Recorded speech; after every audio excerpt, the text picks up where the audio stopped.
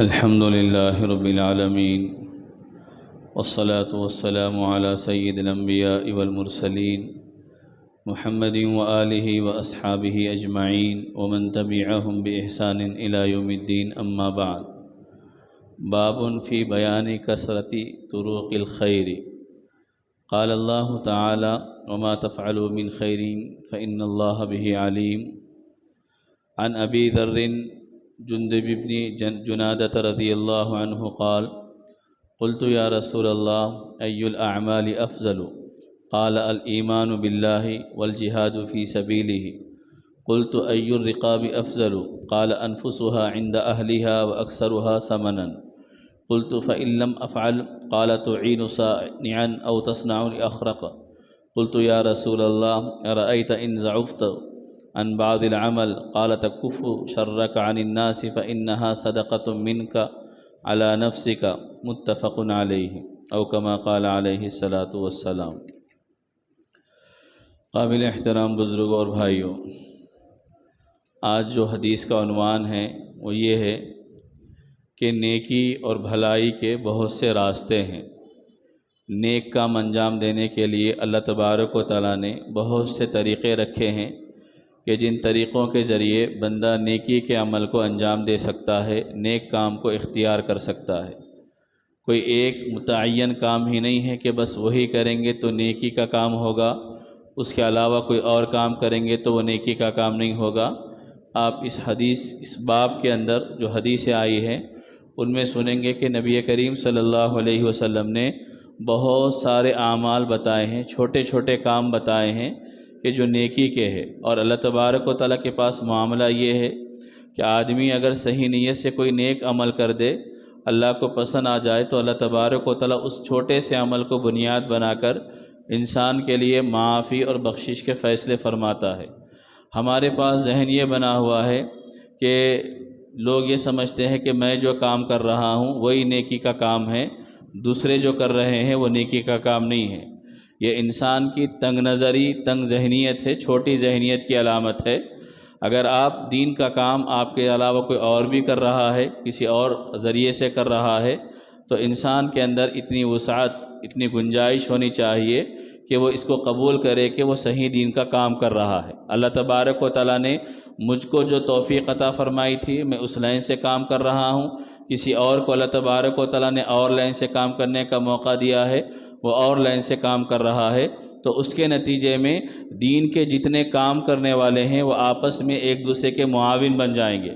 لیکن ہمارے پاس یہ صورتحال نہیں ہے، ہمارے پاس ایک دوسرے کی مخالفت ہے دین کے کام کرنے والوں کے اندر، اور ذہن میں ہمارے یہ بیٹھا ہوا ہے کہ میرا کام ہی دین کا کام ہے، سامنے والے کا کام دین کا کام نہیں ہے۔ جبکہ اللہ کے نبی صلی اللہ علیہ وسلم نے جو مختلف کام کیے، ان کاموں کو صحابہ اکرام کے درمیان بانٹا، اور صحابہ کرام اپنے اپنے انداز سے دین کے الگ الگ شعبوں میں، الگ الگ دائروں میں رہ کر کام کرنے والے بنے۔ تو اس کے اندر یہ بتایا گیا کہ دین کے مختلف کام ہیں نیکی کے کرنے کے۔ آدمی اللہ تبارک و تعالیٰ جس کو جیسی صلاحیت دے، جیسی قوت دے، جیسی استطاعت دے، ان کاموں کو انجام دینے والا بنے، تو اس کے نتیجے میں ہر عمل نیکی کا بنے گا اور وہ سامنے والے کو بھی قبول کرنے والا بنے گا۔ تو ایک تو یہ کہ کام کرنے کے مختلف ہیں نیکی کے راستے، اور دین کے کام بھی مختلف اللہ نے رکھے ہیں۔ اللہ کے نبی صلی اللہ علیہ وسلم کی شریعت کو دنیا میں پھیلانے کے لیے اللہ تبارک و تعالیٰ نے ایک نظام بنایا ہے، کہ ایک نظام وہ ہے کہ جن لوگوں نے یہ ذمہ داری قبول کی کہ وہ قرآن کی تعلیم دیتے ہیں، کچھ لوگ وہ ہے جو حدیث کی تعلیم دیتے ہیں، کچھ لوگ وہ ہے جو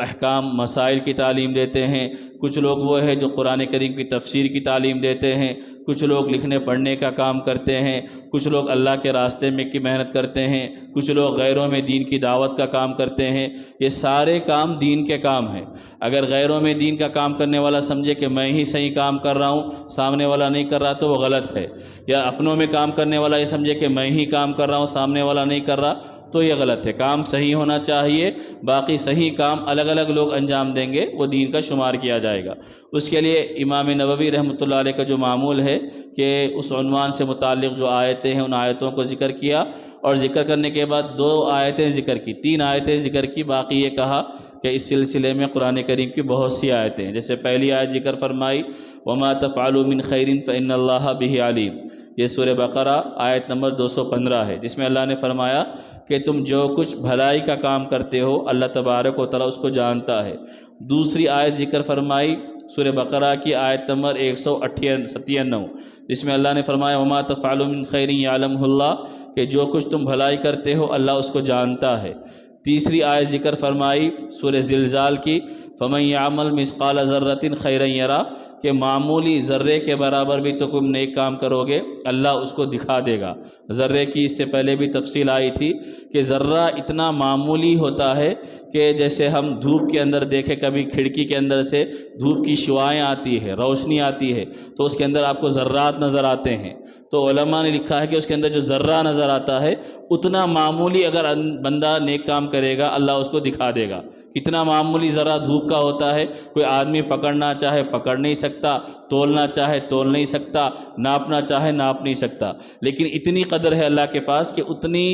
معمولی درجے کی نیکی بھی انسان کرے گا اللہ اس کو دکھا دے گا. اس کے بالمقابل اتنی ہی معمولی درجے کی برائی بھی ہوگی اللہ اس کو بھی بتائے گا. اس کے بعد جو حدیث ذکر کی گئی ہے وہ حضرت ابو ذر جندب رضی اللہ عنہ سے مروی روایت ہے.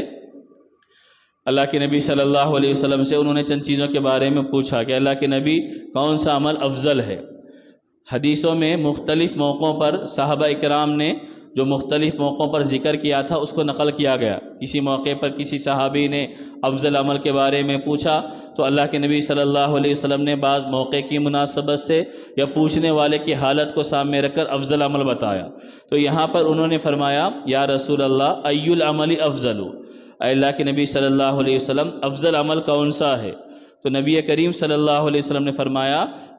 سب سے پہلے افضل عمل یہ ہے کہ الایمان باللہ، اللہ پر ایمان لانا. اب اللہ پر ایمان لانے کا مطلب یہ ہے کہ ایمان کے جتنے تقاضے ہیں ان پورے تقاضوں کو پورا کرنا، مضبوطی کے ساتھ ایمان پر جم جانا، یہ سب سے پہلا عمل ہے جو افضل ترین عمل ہے. چونکہ ایمان ہے تو اس کے بعد کے سارے اعمال قابل قبول ہوں گے. ایمان ہی نہیں ہے تو آدمی جتنے بھی عمل کر لے وہ اللہ کے ہاں قابل قبول نہیں ہوگا. دوسری چیز ذکر کی والجہاد فی سبیلہ، اللہ کے راستے میں جہاد کرنا، دشمنوں سے لڑنا، یہ اللہ کو پسندیدہ عمل ہے. اس کے بعد انہوں نے فرمایا ای الرقاب افضل، ان کو یہ معلوم تھا کہ اللہ کے راستے میں غلام کو آزاد کرنا اللہ کے لیے یہ بھی عمل افضل ہے اللہ کو، چونکہ حدیثوں میں اس کی بھی فضیلت بیان کی گئی ہے. تو انہوں نے اللہ کے نبی سے پوچھا کہ اے اللہ کے نبی کون سا غلام آزاد کرنا یہ افضل ہے؟ تو اللہ کے نبی صلی اللہ علیہ وسلم نے فرمایا انفسها عند اہلها واکثرها ثمنا،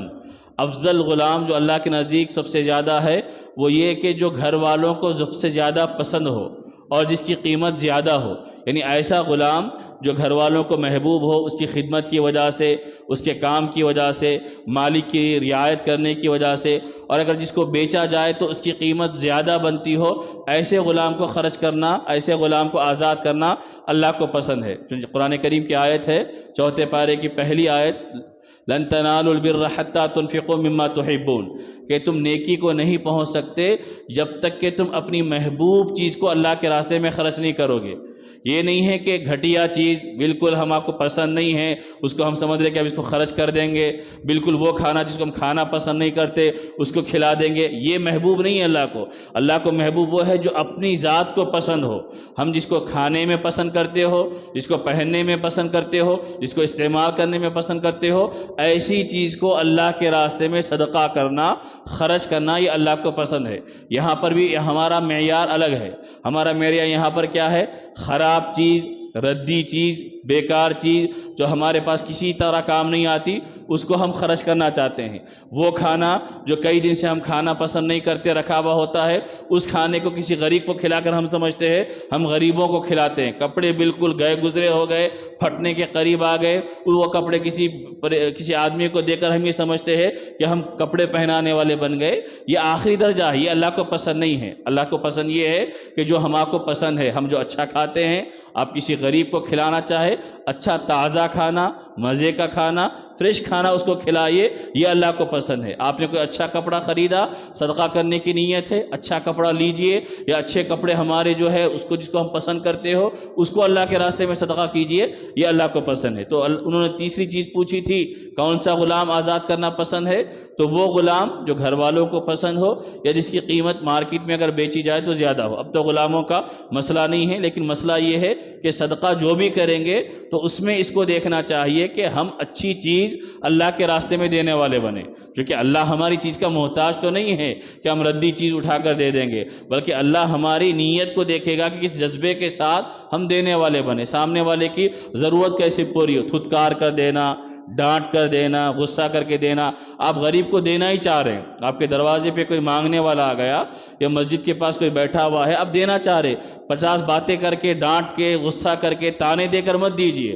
آپ دینا چاہے دے دیجئے، بس اللہ کے لیے آپ دے رہے، اللہ اجر دینے والا ہے۔ آپ کے سامنے کوئی ہاتھ پھیلا دیا، اب اس کو جتنا غصہ کرنا تھا غصہ کر دیے، اس کے بعد دے رہے تو بیچارے کے دل آپ نے توڑ دیا، اس کو ذلیل و خوار کر دیا، اس کے بعد دینا کون سا کمال ہے؟ تو اس کا اہتمام کرنا چاہیے۔ اس کے بعد انہوں نے فرمایا کہ اللہ کے نبی اگر کوئی یہ بھی نہیں کر سکتا، نہ غلام آزاد کرنے کی استطاعت اس کے پاس ہے، نہ اللہ کے راستے میں جہاد کرنے کے وہ قابل ہے، تو پھر کیا کرے؟ تو اللہ کے نبی نے فرمایا نیکی کا کام یہ بھی ہے کہ کوئی کام کر رہا ہو اس کے کام میں تم ہاتھ بٹا دو۔ کوئی مزدور ہے، کوئی غریب ہے، کام کر رہا ہے، وہ پورا نہیں کر سکتا کمزوری کی وجہ سے، آپ اس کا تھوڑا ساتھ دے دو۔ یا کوئی ایسا اپاہج معذور ہے جو کما کر اپنی زندگی نہیں بسر کر سکتا، تو اپنی کمائی کے ذریعے اس کی مدد کرنے والے بن جاؤ کہ تم خود کماؤ اور اپنی کمائی سے اس کو کچھ ماہانہ دیتے رہو یا اس کی ضرورت پر دیتے رہو تاکہ وہ اپنی ضرورت کو پورا کرنے والا بنے۔ تو اس کے دو مطلب ہے، ایک تو یہ کہ کوئی کام کر رہا ہے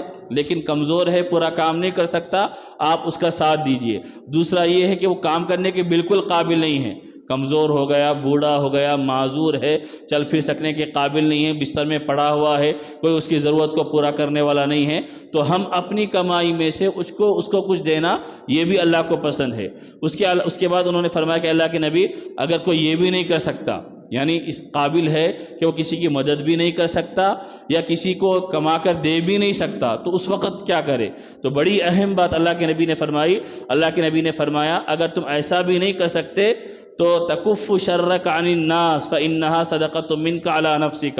تو نیکی یہ ہے کہ تم اپنے شر سے سامنے والے کو بچا دو، یعنی اپنی ذات سے سامنے والے کو نقصان مت پہنچاؤ، تو یہ بھی تمہارے لیے صدقہ ہے۔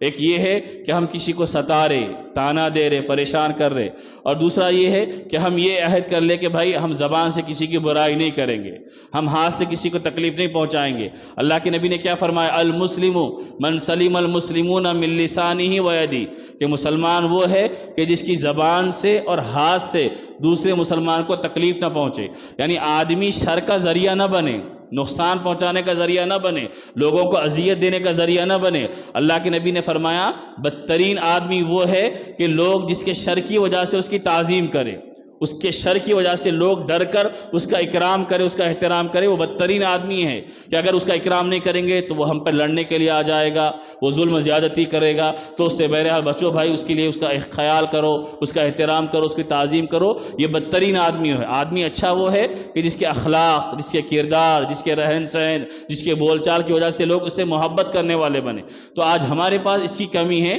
کہ ہم جس کی چاہے زبان سے برائیاں کرنا شروع کر دیتے ہیں اور ہمارے ذریعے لوگوں کو تکلیف پہنچانا ہمارا معمول بن جاتا ہے۔ تو بہتر یہ بھی صدقہ ہے کہ ہم اپنی زبان سے، اپنے جسم سے دوسرے کو محفوظ رکھے، کہ ہم کسی کو تکلیف نہ پہنچائے، یہ بھی صدقہ کرنے کا ثواب اس کو ملے گا۔ اگر آدمی اس ایک عمل، اس ایک کو اپنی زندگی میں لا لے تو پھر آپ سوچئے کہ کتنا وہ لوگوں کے لیے خیر کا ذریعہ بن جائے گا۔ اب نہ ہماری زبانیں محفوظ ہے، نہ ہمارے اعضاء محفوظ ہے، نہ ہماری باتیں محفوظ ہے، بس برائیاں، غیبتیں، لوگوں کو تکلیف پہنچانے کے منصوبے، زبان سے بھی تکلیف پہنچا رہے، جسم سے بھی تکلیف پہنچا رہے، ہر اعتبار سے تکلیف پہنچانے والے بن رہے۔ اگر کچھ نہیں کر سکتے ہم تو کم از کم یہ کام کرنے والے بنے، اپنی ذات سے کسی کو تکلیف نہ پہنچائے۔ نیکی نہیں کر سکتے، نیکی کرنے کی صلاحیت نہیں ہے، مال خرچ کرنے کی صلاحیت نہیں ہے، جسم سے کسی کی خدمت کرنے کی صلاحیت نہیں ہے، تو اپنی ذات کو اس قابل بنائیں کہ ہم کسی کی برائی میں نہیں رہیں گے، کسی کی بدی میں نہیں رہیں گے، کسی کو نقصان پہنچانے والے نہیں بنیں گے۔ تو یہ پہلی حدیث ہے جو بخاری اور مسلم کی روایت ہے کہ جس میں نیکی کے کام بتایا گیا۔ کیا کیا بتایا گیا؟ پہلا کام اللہ پر ایمان لانا، دوسرا کام اللہ کے راستے میں جہاد کرنا، تیسرا کام جو غلام پسندیدہ ہو اس کو خرچ کرنا، آج کے زمانے کے لحاظ سے جو ہماری محبوب چیزیں ہیں، پسندیدہ چیزیں ہیں، اس کو اللہ کے راستے میں دینا، چوتھا کام کسی ضرورت مند مجبور کی مدد کرنا، چاہے ہاتھ بٹا کر ہو، اس کے کام میں شریک ہو کر ہو، یا مالی اعتبار سے مدد کرنا، اور پانچواں کام یہ ہے کہ اگر ہم کچھ نہیں کر سکتے تو کم از کم اپنے شر سے، اپنے نقصان سے، اپنی ذات سے لوگوں کو محفوظ رکھے۔ اس کے بعد اور ایک حدیث آپ سنیں، نبی کریم صلی اللہ علیہ وسلم نے حضرت ابو ذر رضی اللہ عنہ سے مروی روایت ہے، اللہ کے نبی نے فرمایا کہ انسان کے جسم میں اللہ نے 360 جوڑ بنائے ہیں۔ یہ جو ہڈیاں ہماری مڑتی ہے، یہ جسم کے اندر جو اٹھنا جھکنا اور یہ نظام ہے، یہ ان ہڈیوں کی وجہ سے ہے۔ اللہ نے ان جوڑوں میں یہ طاقت رکھی ہے۔ اگر ایک آدمی وہ ہے کہ جس کی کمر کی ہڈی چلے جائے تو وہ جھکنے کے قابل نہیں رہے گا، اگر ہاتھ کی انگلیوں میں یہ جھکنے اور پکڑنے کی صلاحیت نہ رہے تو آدمی کا ہاتھ رہے گا لیکن وہ کام کرنے کے قابل نہیں رہے گا۔ اللہ کا نظام ہے کہ اللہ نے جسم کے اندر ایسا نظام بنایا ہے کہ سارا جسم ان جوڑوں کی وجہ سے ہمیشہ حرکت میں رہتا ہے۔ ہم جھٹ اٹھ رہے ہیں، جھٹ بیٹھ رہے ہیں، جو چیز چاہے پکڑ لے رہے اور جو چیز چاہے رکھ دے رہے، قدم جہاں چاہے رکھ دے رہے۔ یہ انسان کے جسم کے اندر اللہ نے جو جوڑ رکھے ہیں، ان جوڑوں کی حرکت کی وجہ سے انسان یہ سارے کام کر رہا۔ اگر ایک جوڑ کام کرنا چھوڑ دے تو انسان کا جسم کا وہ حصہ ناقابل عمل ہو جائے گا، کام کرنے کے قابل نہیں ہوگا۔ تو اللہ کے نبی نے فرمایا کہ انسان کے اندر اللہ نے جوڑ رکھے ہیں 360 روایتوں کے اندر ہے، اس ہر جوڑ کے بدلے ایک صدقہ کرنا انسان کو چاہیے۔ اب 360 صدقے کرے، یعنی اگر 1 روپیہ بھی ہم دینا چاہیں گے تو ایک جسم کے اندر روزانہ جب ہم صبح کرے تو 360 روپے صدقہ کرنا پڑے گا، لیکن شریعت نے اتنا آسان بنایا کہ اللہ کے نبی صلی اللہ علیہ وسلم فرمایا ان چیزوں کا احسان اللہ کا تمہارے اوپر ہے، اس کا تم اگر شکر ادا کرنا چاہتے ہو اور مال خرچ کرنے کی استطاعت نہیں ہے تو فَكُلُّ تَسْبِيحَةٍ صَدَقَةٌ، ہر تسبیح یہ صدقہ ہے، وَكُلُّ تَحْمِيدَةٍ صَدَقَةٌ، ہر تحمید صدقہ ہے، وَكُلُّ تَحْلِيلَةٍ صَدَقَةٌ، ہر تحلیل صدقہ ہے، وَكُلُّ تَكْبِيرَةٍ صَدَقَةٌ، یعنی سبحان اللہ کہنا ایک مرتبہ یہ ایک صدقہ ہو گیا، الحمدللہ کہنا ایک مرتبہ یہ ایک صدقہ ہو گیا، اللہ اکبر کہنا ایک مرتبہ یہ ایک صدقہ ہو گیا۔ اس کے بعد اللہ کے نبی نے فرمایا وَأْمُرْ بِالْمَعْرُوفِ صَدَقَةٌ، لوگوں کو بھلائی کا حکم دو یہ صدقہ ہے، وَنَهْيٌ عَنِ الْمُنْكَرِ صَدَقَةٌ، لوگوں کو برائیوں سے روکو یہ صدقہ ہے، وَيُجْزِئُ مِنْ ذَلِكَ رَكَعَتَانِ يَرْكَعُهُمَا مِنَ الضُّحَىٰ، اور چاشت کی 2 رکعت نماز پڑھو، یہ سارے صدقوں کے ذریعے تمہارا ادا ہو جائے گا۔ یعنی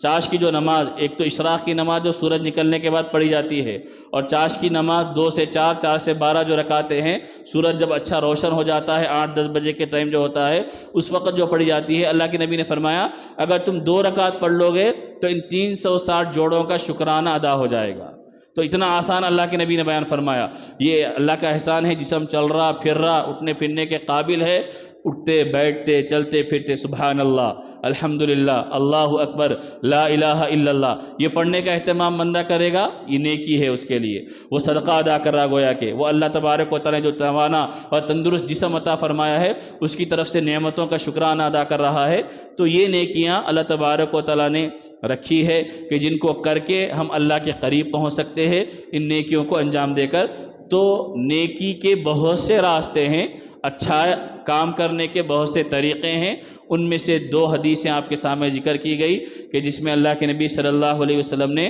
آسان طریقے بتائے ہیں کہ انسان ان طریقوں کو اختیار کرنے والا بن جائے تو اللہ اس کو صدقہ کرنے کا ثواب عطا فرمائیں گا، نیکی کا عمل اللہ تبارک و تعالیٰ عطا فرمائیں گا۔ ایک آدمی غلط کام کر رہا ہے، اللہ نے ہاتھ سے روکنے کی طاقت دی ہے، ہاتھ سے روکے، زبان سے روکنے کی طاقت دی ہے، زبان سے روکے، یا کم از کم ایمان کا آخری درجہ ہے کہ برے کام کو دیکھتا ہوا دل میں برا ہونے کا تصور کرے۔ تو یہ چیزوں کا اگر معمول زندگی میں مسلمانوں کے آئیں گا تو نیکی کی قدر اور اہمیت معلوم ہوگی، اور انسان اپنے جسم پر نظر ڈالے اوپر سے لے کے نیچے تک کتنا اللہ کا احسان ہے کہ جو جسم چلنے پھرنے کے قابل ہے، کام کرنے کے قابل ہے، اپنی ضروریات کو پورا کرنے کے قابل ہے، تو اس جسم کا شکرانہ میں کیسے ادا کروں گا؟ نعمتیں بے شمار لاتعداد بے حساب ہے، ان میں سے صرف ایک نعمت کا اگر غور کرے کہ میں صبح اٹھا ہوں، اٹھ کر میں بازار جانے کے قابل ہو گیا، اپنا کام کرنے کے قابل ہو گیا، اگر اللہ نہیں چاہتا تو میں کچھ نہیں کر سکتا، تو اس کا میں شکرانہ کیسے ادا کروں؟